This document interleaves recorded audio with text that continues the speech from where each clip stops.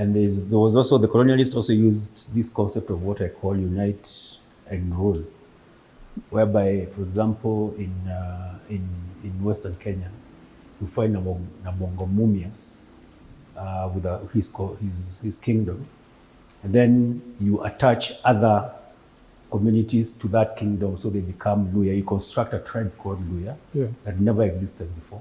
Mm-hmm. Or the Kikuyu, for that matter. It's interesting for that, yeah.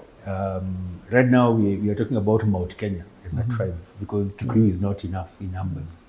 You have to add Embus and Merus and Beres. And they're very angry, but they have their cultural, their cultural identity that is being subjugated. So when did this start, the issue of constructing tribes, when we talk about the state creating tribes? It depends on how far back you're willing to go. For example, the idea of Kalenjin, when does it come about? 1948, yeah. But it only took until Moi came to power, and him needing a tribe to sort of give himself numbers, the tyranny thing. Then he becomes the leader of the Kalenjin. When Moi is getting into power in 78, he was referred to as the leader of the Tugen, because nobody took the idea of Kalenjin seriously in as much as it existed. But then you can go as far back as even 300-400 years ago. The main tribes in Kenya then being what? The Gumba, the Athi, the Barabius, and the Dagishus.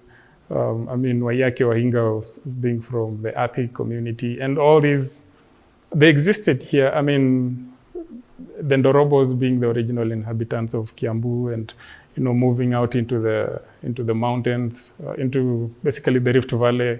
And within that, movements and negotiations between, not what now you'd call the state, but then it was simply authorities in terms of, the Imperial British East Africa.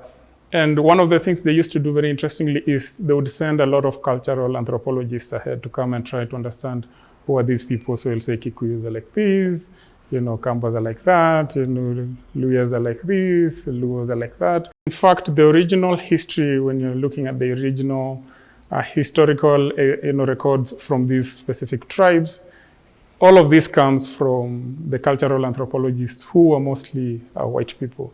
So they didn't come, first of all, as colonialists. They came as people trying to understand. Of course, that has its own problems. But in essence, tribe is a political construction.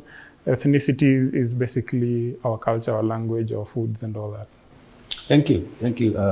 Malim, you come from the north. The areas you say are marginalized. What is your experience of being Kenyan, leave alone being a tribe? First and foremost, as you've both Jacob and Darius have said, it's a creation. Tribes is just a creation where someone somewhere sat down and asked themselves, how do I ensure Jacob is able to differentiate himself from Malim? So it's on a basis of differentiation. And the moment you've differentiated yourself from the other person, then the question would be why is Jacob better than you? Or why I am better than Jacob? So it comes in the issue of now taking you away from each other, creating a gap between yourselves. And in this instance, I would say that in Kenya particularly, there is the tribe that we know, the Kikuyus, the Luos, the Somalis, and all those, the 49 or thereabout numbers. And then there is another tribe.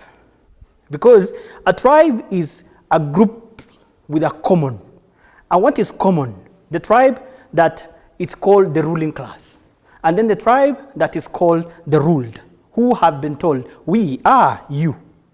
So from the northern perspective, Kenya to today, when I walk from home and tell people I'm going to Nairobi, I will not say I'm going to Nairobi. I will say I'm going to Kenya.